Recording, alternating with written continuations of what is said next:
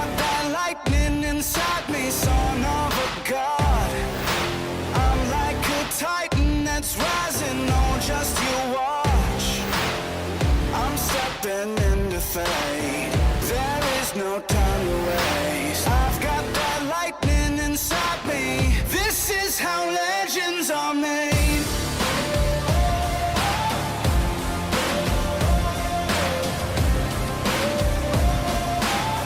This is how legends are made.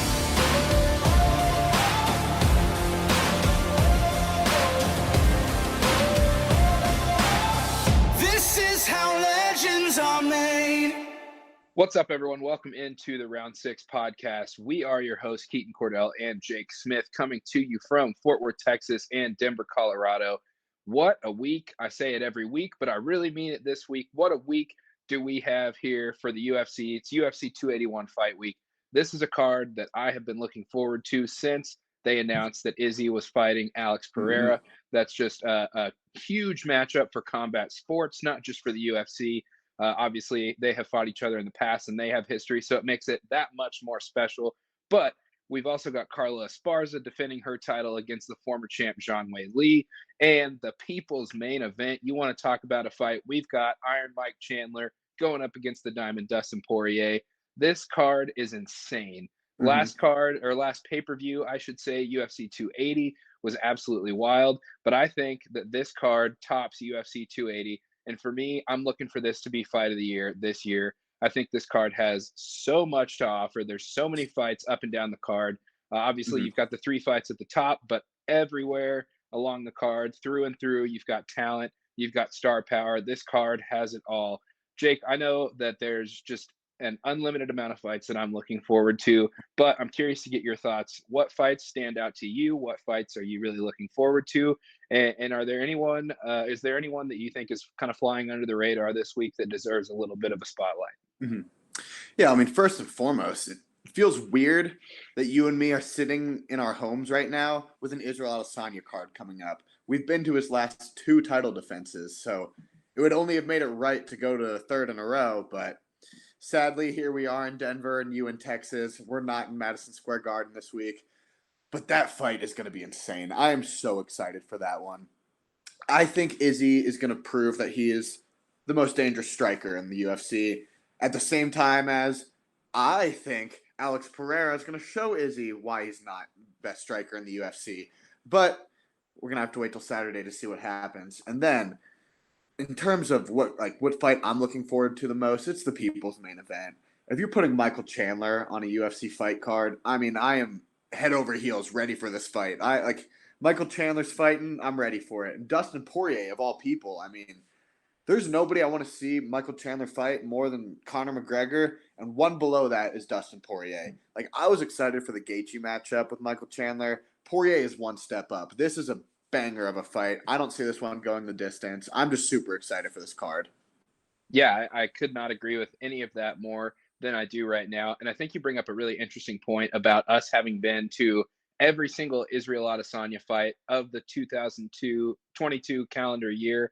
And I think another interesting thing to bring up that I just thought of is not only did we go to Israel Adesanya's last fight, if you remember back in Vegas, back in July, we also went to Alex Pereira's last fight against Sean Strickland. And what a fight that was. Obviously, Sean Strickland got sent to the shadow realm by the most devastating left hook in all of combat sports. And I mean, who knows it better? Who knows it better than Izzy? Yeah, exactly. He's felt it twice. And I think that as good as this card is, every single fight kind of one-ups the last one in some way, shape, or form. I think that this main event that we've got to look forward to on Saturday is just absolutely insane for so many different reasons. There's so much history there between these two guys. And even if there wasn't, they're stylistically just so well matched as far as the striking goes. So yeah, I think this. I think you and me especially love a card like this because Izzy's bringing the team with him. You got CKB representing on this card, kicking off the card with Carlos Ulberg. Then we get to see Brad Riddell. Then we get to see Dan Hooker. And then we finish it off with Izzy. I don't know about you. Just kidding. I do know about you. I love the Kiwis when they're fighting. Like anytime Eugene Behrman's coming to town, bringing the squad with him, it is must see TV. Like even just prior to the fight, I've been watching.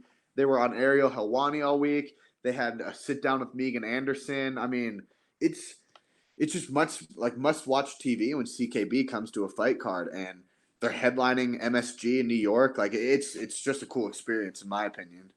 Yeah, and I think the thing that I'm gonna miss most about not being there, especially when CKB rolls out in full force, are all of the fans that travel Mm. from all walks of life, Australia, New Zealand, everywhere from that part of the world. They show out in full force too to represent their guys. Hmm. When we were in Vegas back in July, you and I were waiting in line to go to the Joe Rogan Hmm.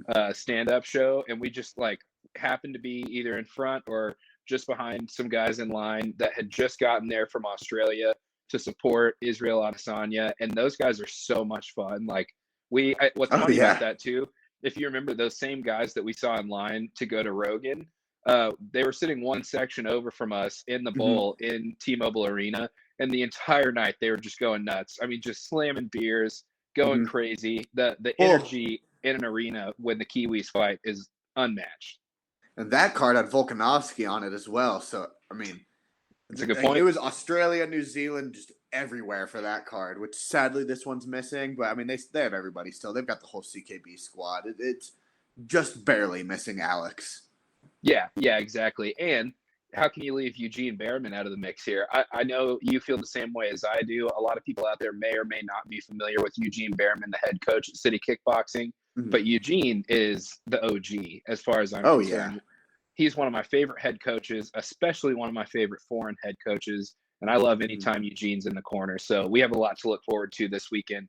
But let's kind of start digging into some of these fights at the top of the card, right? So let's start with the people's main event. I think the fight that Mhm. outside of the event on the marquee, this is the one that you and I are looking forward to most, right? So you've got Michael Chandler fighting Dustin Poirier. Chandler currently sitting at number 5 in the division.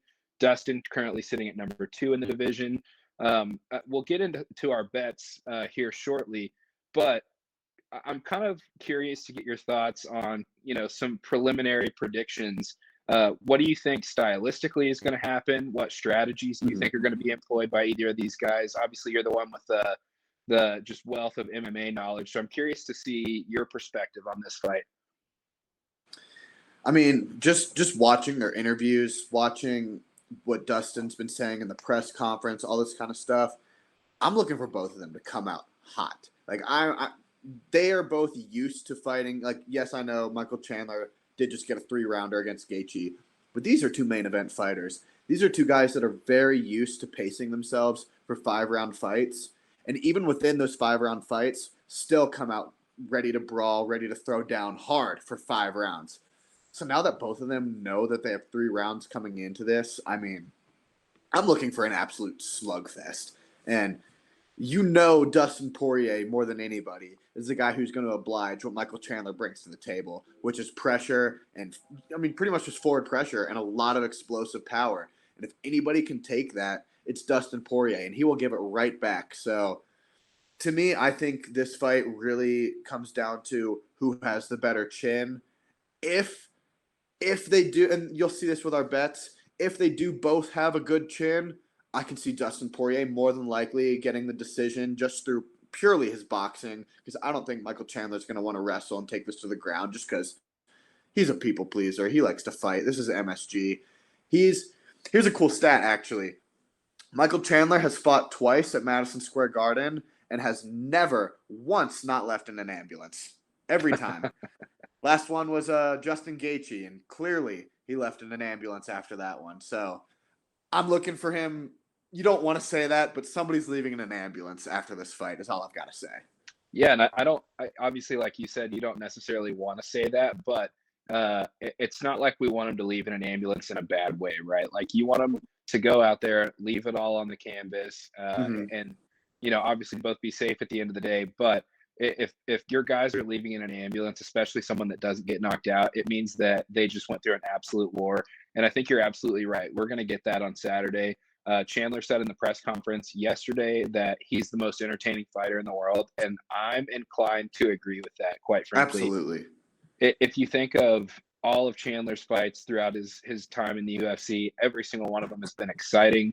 And I think you bring up a good point about this being a 3-round fight with guys that are always willing and always able, from a cardio perspective, to go out and spend 25 minutes across from another man.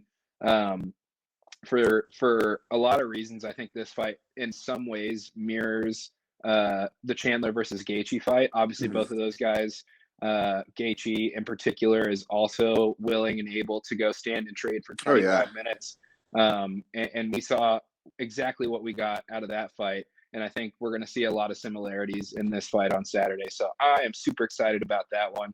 We'll get into our picks there here in just a moment, but let's move up one more fight.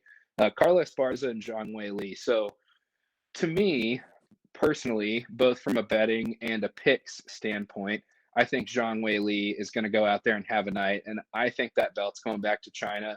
You kind of had your thoughts about Carla Esparza, and she definitely is on a tear right now. But to me, no one can strike with the same ferocity in that division as a woman as Zhang Weili. Zhang Weili's training always looks intense. We just saw a video of her the other day picking up Francis Ngannou just completely effortlessly. So for me, I'm looking for Zhang Weili to come out and just completely starch Carla Esparza. And personally, I think that's what's going to happen. I mean, yeah, it's just such a tough fight to look at. When you look at both their records, like, sure, if you're looking at Zhang's record, you see those 2 losses to Rose in her last 3 fights. Besides that, she lost her first fight ever by decision, and since then was basically perfect. So, I mean, you want to talk about a streak? Just look at Zhang Weili's record up until fighting Rose. But then you go back to Carla, and I mean, her record is just the same, basically, with the win over Rose. She hasn't lost since 2018 against Tatiana Suarez, and since then, everyone on her record is just an absolute monster for that division.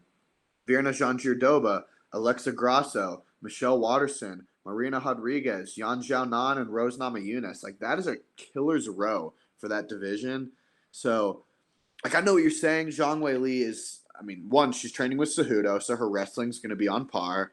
Her striking is basically unmatched for that division because she showed that against the best striker ever for that division, Joanna Jędrzejczyk, and outclassed her in the striking battle. So, I mean, it's just a tough one to look at because Carla has the wrestling dominance. She has a similar game style to the way we've been seeing Valentina done it on the ground lately with that crucifix, the elbows onto the head until the ref just stops it, basically. It's a tough one to pick, but this is going to be a great fight, in my opinion. Yeah, I completely agree. And I think my opinion on Zhang Weili in this particular matchup is strictly based on the power. Like, when I watch videos of Zhang Weili train, the way that she sits down on all of her punches and just throws her kicks with all out intensity. And I don't mean this disrespectfully, but a lot of times when you see women that size do pad work or hit a bag, it doesn't sound the same as it does to like the men when they do pad work or hit a bag in the like men of similar size in the same, relatively the same weight class or the closest Purely weight class power to it. standpoint. Yeah, Zhang Weili, if you were to play an audio clip of her doing pad work and then play an audio clip of a similar sized male doing pad work, you would not be able to tell which one is which. She is terrifying when it comes to the striking. She is. So that's basically like that's the basis of my standpoint on this fight in particular. But without further ado, how can we put this off any longer? Let's dive into the main event. There is so much to talk about. There's so much to be said as far as the history that these two fighters have in the octagon or in the ring, I should say, in kickboxing. No history in the cage, actually. Yeah. And finally, we're getting to see this matchup in the UFC octagon. Something that I think is interesting that I thought of earlier was, can you name, I couldn't think of one. I'm curious to see if you can, and I'm kind of putting you on the spot here, so I apologize, but can you think of another fighter in the UFC that's gotten a title fight after only 2 fights in the UFC? I could not. Easy. He's a champ right now. Who? Light heavyweight. Yuri? Yuri. Okay, that's fair. How many fights did he have in the UFC before he got the title fight? He Was it only two? fought. He fought against He Vulcan, beat Reyes. He beat Vulcan. and I think that's it. Okay, someone will have to double check us on that one. But I think you're right. I didn't even think about Yuri in that one, and I'm hoping you're looking this up as we speak. But I'm curious. I think off the top of my head, I might even be able to come up with another. Who's that? Brock Lesnar. Okay. Different time period for the UFC. If Brock Lesnar was in the UFC right now, I mean, yes, you're right. Yeah, Yuri Prohaska, Volkan Ozdemir, Dominic Reyes, Glover Teixeira. Okay, yeah, I didn't even think about Yuri. That's a good point. Bang! But so, yeah, good call. So, an interesting parallel between those two, Pereira and Yuri Prohaska, is that they're not just your ordinary UFC fighter, right? They're people that come in. Yeah, they come into the UFC with just a wealth of experience, and they're generational talent. So I think that those two have a lot in common from that standpoint. And from an outside perspective, obviously fighters are not scared of anybody. But from an outside perspective, think of the three names we just listed, Brock Lesnar included, Potan, Alex Pereira, and Yuri Prohaska. Those are the most terrifying looking people that you can name. Yuri has this aura to him that is just absolutely terrifying. Brock Lesnar's fist is bigger than most heavyweights' heads. And then Alex Pereira, I mean, he's got this kind of similar to Yuri. He's got this aura about him. His walkout has this scary drum beats, and he does this. Yeah, exactly. He does the arrow shot while he screams. Like he just has this aura of like scary to him. Like I don't know any other way to put it, but that is why I think they're getting these title shots. Yes, Pereira also is kind of coming off the coattails of Izzy basically cleared out the division for him, but also a good point. Yeah. But he's shown he's deserving of it in his very few fights in MMA. Yeah, and I mean, I think you can even just point to the last fight against Sean Strickland. Sean Strickland is a guy that gives everyone problems, no matter how good you are, no matter how good your striking is, no matter how good your wrestling is. He's such a well-rounded MMA fighter, and we watched it live in person. Alex Pereira disposed of him. Like, it wasn't even a fight. Like, I think Sean's probably mistaken for trying to stand and bang, but I get why he did it. He's trying to prove a point. Got ego. If that left hand hits, you are waking up looking at the lights at the end of the night. That's all I've got to say. I think Alex Pereira, Israel Adesanya rather, definitely has the better rhythm to his striking. He flows better. His movement's probably a little bit better, but power's the great equalizer in any fight, in any sport. And Alex Pereira, in my mind, absolutely possesses that power advantage. And I like what you said right there with that. That bodes really well for Alex in this 5-round fight because Izzy's the kind of guy to pick and choose his strikes, move around, use movement, and just not necessarily pitter-patter his way to a decision win because, like, the strikes do accumulate and eventually maybe you get the finish or maybe their face just looks like they went through a train wreck. But if you're going to keep Pereira alive for 5 rounds just by sticking and poking and moving around, not getting hit, all he needs is one. Like, that's it. So. Yeah. Well, and after, I don't know, probably 100+ kickboxing bouts, if you think any little pitter patter is going to get to Alex Pereira, you're sorely mistaken. Like, absolutely not. Izzy might be able to kind of, peck at people with leg kicks and kicks to the body. Alex Pereira is literally chiseled from stone. And I just, unless the volume from Izzy is just at a certain level, I don't think that's going to waver Alex at all. So it's a great fight. I'm super excited. I'm not necessarily mad no matter who wins. I think we've got a bet that accurately reflects who we think is going to win. But ultimately, I just want this to be a good fight. And I mean, I would be shocked if we're sitting, on the couch on Saturday night and we're looking back on UFC 281 and that fight wasn't a good fight. There's just no way I can make that make sense. I completely agree. Yeah, I Yeah, completely agree. And I think it's about time to get to those picks. What about you?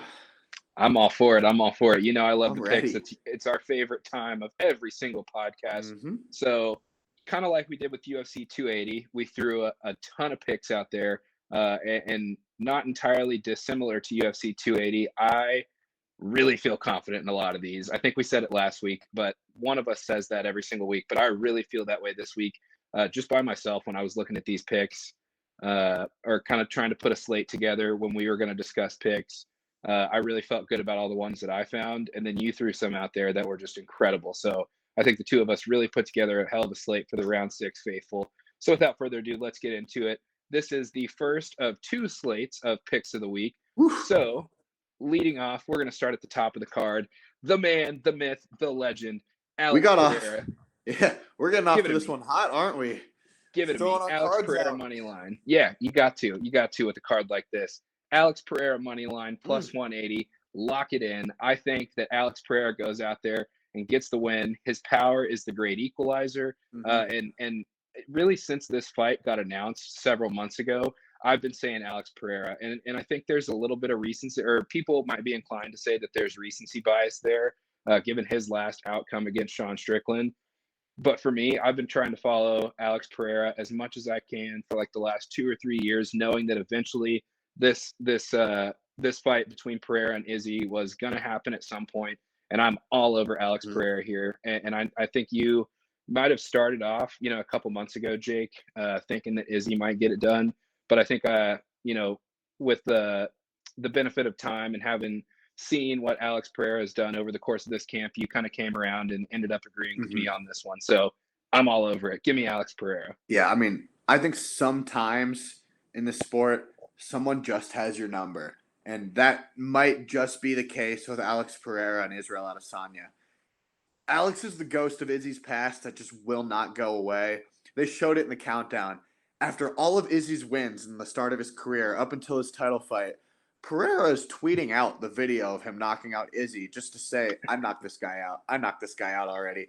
And now he's here. He has done everything he could to get to this point, and he's done it successfully. And there's no reason why he's not going to finish the job again. Like, Pereira by knockout is my opinion. Yep. Yeah, I completely agree. And then next up, we've got Zhang Weili by knockout or TKO. This is one that I was high on all week. As soon as I saw this matchup come out, again, I think people out there might think Carla Esparza didn't look great in that bout against Rose. That bout with Rose was one of the most disappointing fights that I've ever watched. And I don't think that fight is a reflection of Carla's ability. I think she's a much better fighter than she showed there. However, Zhang Weili, in my opinion, is a step above that. We kind of touched on it earlier. Her strikes are just ferocious. Like she's one of those fighters that when she throws, she's throwing everything and she's coming to knock you out. And I think that's exactly what we're going to see on Saturday. I just don't think that Carla Esparza is going to be able to mitigate her risk enough to stay out of danger in this fight. And ultimately, Zhang Weili has the power, but she also has volume. So even if Zhang Weili is able to just overwhelm her with volume, get her on the ground, and then land some ground and pound, I think she's going to find a TKO in this fight. Mm-hmm. Yeah, and then moving on down, we got Chris Gutierrez versus Frankie Edgar. We're taking this fight to not go the distance. Why we're not taking Gutierrez by knockout is strictly just because we want to give Frankie Edgar a slight fighting chance. He is in New York. This is his retirement fight. He's going for broke. With that said, Chris Gutierrez is more than likely going to be getting the finish in this fight. And so at plus money, I love that. If you want to look at Gutierrez, he's pretty 50-50 in terms of finish versus decision. But then when you look at Frankie Edgar, 3 of his last 4 fights, he's been knocked out brutally. And it's tough to recover from, and he's only getting older. He's already said this is a retirement fight. Most of the time when you go into a fight knowing and outwardly saying this is my retirement fight, it doesn't go good for you. There's no one that should be fighting in the UFC whose goal is not to make it to the top. So when you're fighting just to get that last paycheck, just to retire, I don't see that going well for him. So this fight to not go the distance, plus 100, I love it. Lock it in. Yeah, and you said it yesterday when we were putting our slate together. Frankie Edgar, in two of his most recent fights, has been like meme-worthy knocked out, like highlight reel knockouts for his opponents. I don't necessarily know if that one's gonna or if this one's gonna be to that level, but he's kind of he's without a doubt trending in that direction. So I think this is a great pick, and we're playing it safe too, and we're playing it safe in a way that also gives us a plus money bet, which I'm all about. Yep. But moving on down, we've got Dan Hooker by KO, TKO, or Claudio Puelles by sub. It's minus 150. So DraftKings does this really cool bet where they put out an alternate line. So you can pick a method of victory for one fighter. You can pick either a similar or a different method of victory for the other fighter. And I think we've done a great job of finding that kind of niche here.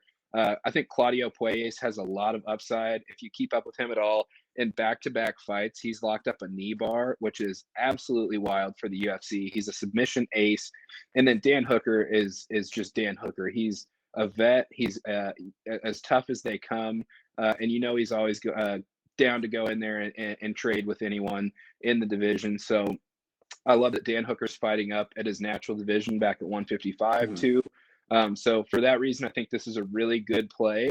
However, for our more risk oriented people out there, I think another good look, even though it didn't make our picks, is Claudio Puelles by sub. I can't remember what the line was on that. I know it was a plus money bet, maybe even over a 2-1 dog. So if you're looking to sprinkle on something on Saturday night, I think Claudio Puelles by sub, just because of his acumen on the ground, is also a good play.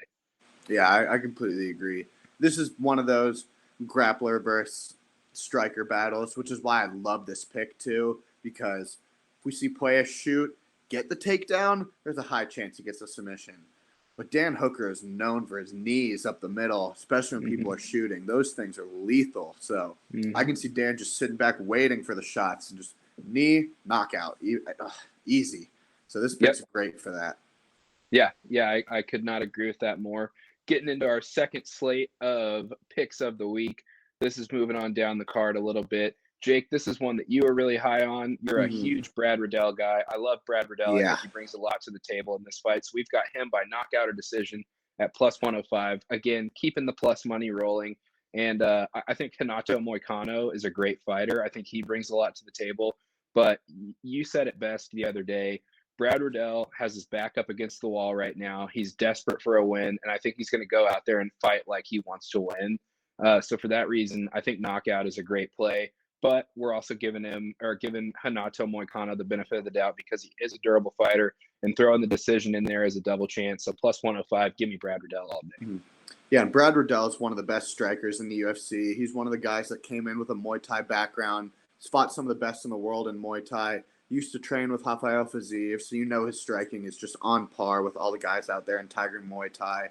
And yeah, Brad's back is against the wall. Never in his Muay Thai or MMA career has he ever lost 2 in a row. Now he's on a 2-fight skid, looking at 3. I mean, this is not where you want to be.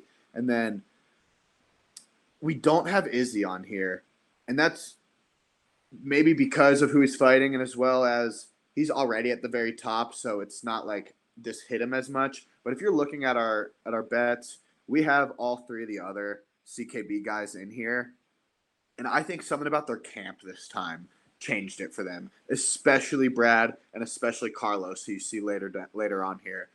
Eugene talked about how he really kind of split up the camp a little bit, like almost tore them apart a little, trying to get that little bit extra out of them. And he said the first 2 to respond quickly were Carlos and Brad. They were the first 2 that really responded to Eugene's near split of the camp. And then Dan came on a little later, and Izzy was apparently very last to be the one to like kind of respond to what they wanted, which was that extra effort, basically, of what they were performing at. But to hear that Brad was the first to respond and Carlos just slightly after, I mean, I'm looking at these guys to come out and really do something this week. Yeah. I think you're spot on there. Absolutely. Yeah, and then moving on down the card, we got Andre Petrosky by sub or decision at plus 120. We kind of already talked about it a little bit. Petrosky is just an absolute monster, in my opinion. He's fighting Wellington Turman, whatever the guy's name is, who is another grappler at 26 years old. Petrosky's 31 years old. I think he's just going to have the pure, like, adult, grown man strength to just outmuscle and just kind of outwork this guy on the ground. And I think if he gets the sub, he gets the sub. And if not, this is just going to be 3 rounds of pure ground dominance. Yep. Yeah. Petrosky, I think, is absolutely the stronger fighter. You touched on it a little bit earlier, but he's got the age, or the benefit of age and the benefit of experience. He's fought in high pressure situations on the Ultimate Fighter before, so being on a big pay-per-view shouldn't be a huge step up from that, just because of the viewership that comes with being on the Ultimate Fighter. So yeah, I love this bet. I think Petrosky's going to go out there and do something special this weekend, and I think sub or decision makes a lot of sense there. And then moving on down, we've got a pick that basically since last week I've been saying, give me Silviana Gomez Juarez. I've just got a feeling about her. I think she comes out there and just does great things every time she fights. And then she's fighting Karolina Kowalkiewicz, who has kind of been a little bit lackluster as of late. But really the stat that stands out to me more than any other stat in this fight in particular, if you look at Silviana Gomez Juarez, kind of her splits based on her wins. So she has X amount of knockouts, X amount of submissions, and X amount of decisions. Silviana Gomez Juarez, of the fights that she wins, knocks people out over like 85% of the time. She's a finisher. She's going to go in there and she's going to press the action, and she's going to look to take your head off.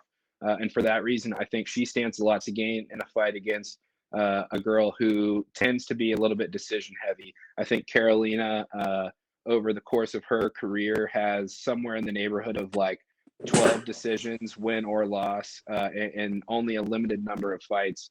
So I think Silviana Gomez Juarez gets it done. We didn't feel like we needed to go as far as to bet her by knockout. I think the money line, being that this is a pick'em, is a pretty safe play. But at minus 105, you're still getting a lot of value on someone who I personally think is going to go out there and get their hand raised on Saturday night. Yeah, I completely agree with that one. And then the next one, you see him in the picture on this pick of the week. We're taking Mr. Ladies Night, or his new nickname, I believe, is Black Jag, Carlos Ulberg, money line. I think that first fight in the UFC for him against Kennedy Nzechukwu was the best thing that could have happened to him. He had been so used to just using his athleticism and using his power and just running through people. First round, second round knockout, through and through. And then he finally met a guy who can take his punches and really throw them back at him. And Carlos, after about a round, looked like he had nothing left in him, and he just kind of took a beating from Kennedy from then on forward. And since then, he's had 2 amazing fights. He had a first-round knockout against Stefan Chukwi. And then, like I was saying earlier, this camp was apparently a game changer for some of these CKB guys. So I'm really looking for Carlos to come out and put on a performance of the night, possibly. So money line, minus 130, lock it in. I love it. Yeah, I do too. And I think you brought up a good point there. Carlos Ulberg is one of those guys that if you look at him, he looks like the guy that's just going to go out there and knock everyone out that stands across from him. But I can't remember which card it was. I know we were there in person. It was either the Vegas card or it could have been the Toyota Center card in Houston. It was Toyota Center. Yeah, but we watched him fight Fabio Charant, the Water Buffalo. Yep. And it was a very tough fight. Like, he had to go out there and scratch and claw, as Black Jags do, for every single inch of that fight that he got. And he ended up getting his hand raised. But I think that goes to show that he's down for a scrap. He's not going to go out there and fold if he can't find the knockout. He's not going to go out there and chase a knockout all the time. He's going to let it come to him, and I think he stands a lot to gain this weekend. So I love that pick too. Yeah, I completely agree. Moving on, this is always one of my favorite picks of the week, Jake. I think you do a great job of drawing these up, but this could be the hammer of the year for me. I might literally put like my entire paycheck for 2 weeks of work on this one. Jake, who do you have as this week's hammer of the week? Yeah, I mean, we're taking the main event for this hammer of the week. So I know this is a pick everybody usually tends to ride. So we're sticking with the main event because we know everybody's going to be watching. Adesanya versus Pereira. This fight is not going the distance at even money.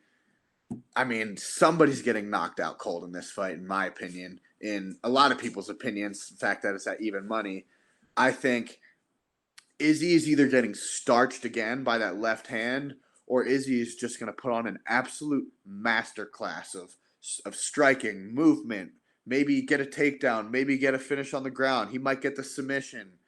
But I'm looking for Alex Pereira to come out and just land that left hand. What about you? Yeah, I agree. And I think you bring up a really good point there, something that I don't think a lot of people are talking about, but something that I think is important to touch on. Israel Adesanya is a purple belt under Andre Galvao with Atos Jiu-Jitsu. And if you know anything about Jiu-Jitsu, Atos is just an absolute world-class gym out in California. Andre Galvao is one of the absolute OGs of the Jiu-Jitsu game, just fought Gordon Ryan in the absolutes recently with ADCC. So his purple belt, unlike some people's purple belts, and if they don't come from a vetted jujitsu gym or they don't train under a top guy in the world. Speaking about the UFC, people on that next level of fighting, of course, a lot of times you have to kind of take that belt with a grain of salt. If Andre Galvao gives you a purple belt, you are a purple belt. Yeah. So I think for that reason, looking at Izzy by submission, not as a play, but there's a very real possibility. It's a real he's threat. Yes, 100%, 100%. I was kind of beating around the bush to get there, but we arrived at the same point. And you got to think that Izzy's been doing mixed martial arts for so much longer than Alex has. Pereira has only been doing mixed martial arts for maybe 2-3 years at this point, whereas Izzy's been a champ basically probably for as long as Alex Pereira's been doing MMA.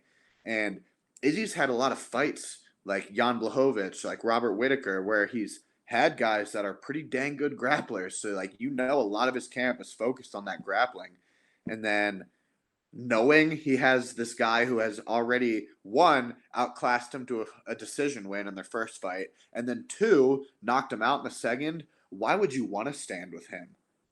I know there's ego. I know you might want to prove, hey, those were flukes.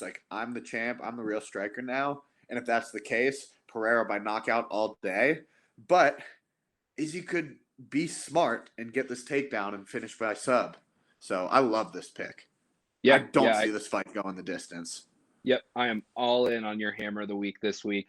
But moving forward, I love this one too. We've got the dog of the week. And of course, what would we be as a podcast if we didn't go with the people's main event as the dog of the week?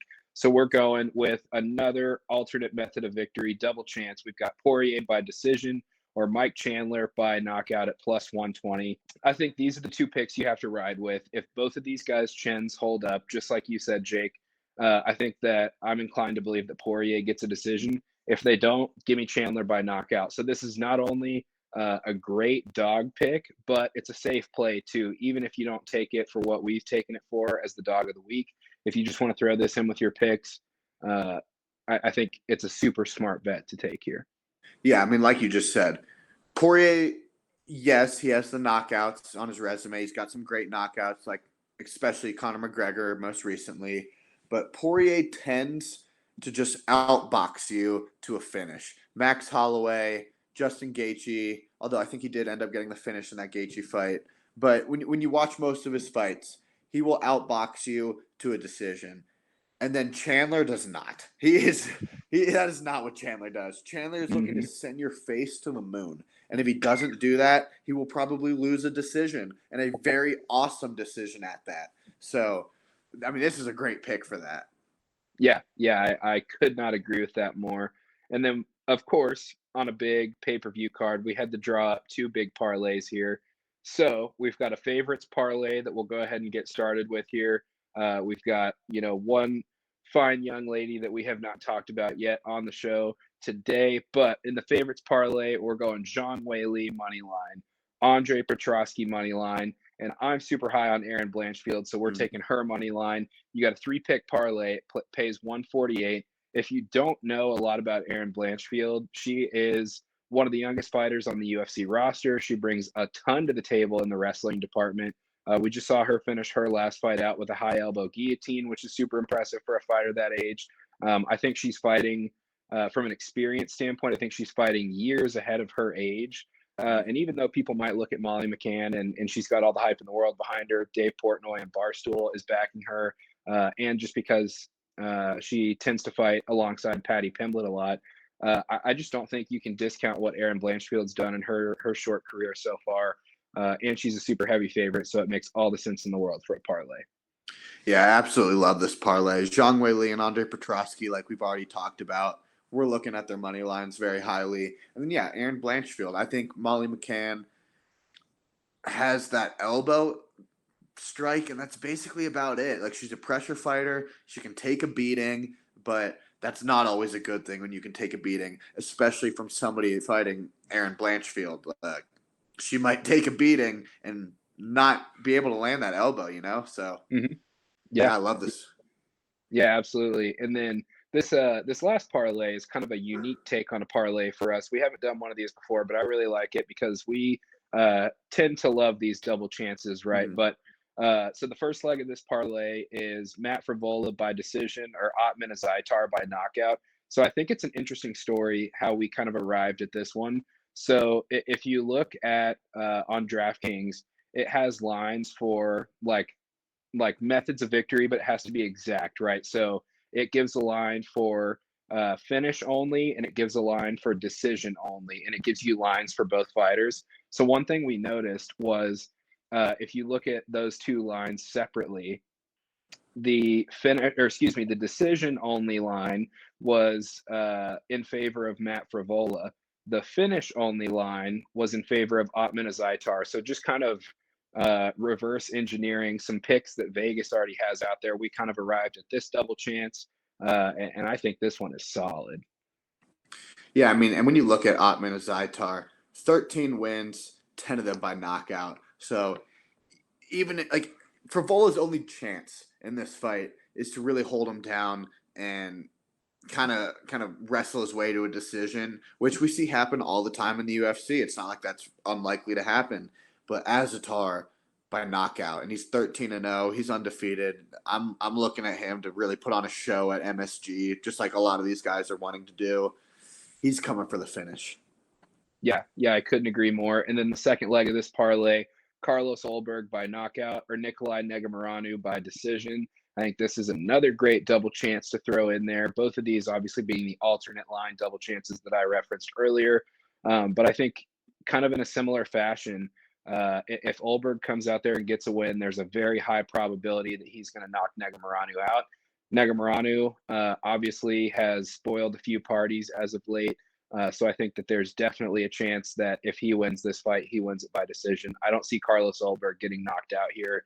I think Kennedy and Zetriku, like you said earlier, was just able to kind of wear him down and ended up getting the finish. But I think this double chance is super solid also. So when you parlay both of these together, you're getting almost a 2-to-1 dog. So huge value for what's only 2 picks, but it's more or less 4 picks. So I think that's why the line kind of reflects the way that it does. But this is a great parlay. I love both of these parlays this week. Yeah, no, I absolutely love this one. And like you said, Ulberg, he's coming for the finish more than likely. And I'm not even going to try to say this guy's last name. There's no way fighting smartly that he's going to want to stand and bang with Carlos Ulberg. Like, this guy is not a big decision fighter.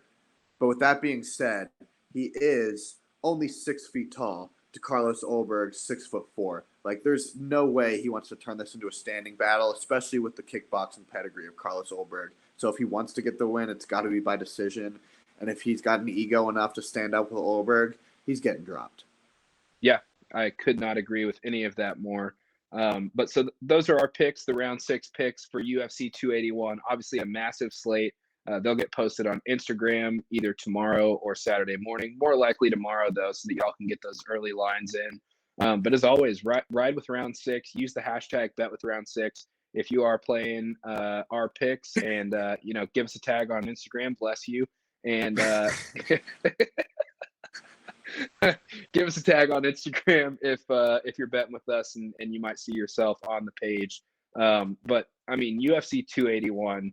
what else is there to say? You look at this card up and down, and it is absolutely stacked to the gills. I am super excited to get this card going on Saturday afternoon. Oh, yeah, I'm so excited. This is going to be my entire Saturday, and I cannot wait to just do absolutely nothing but watch fights.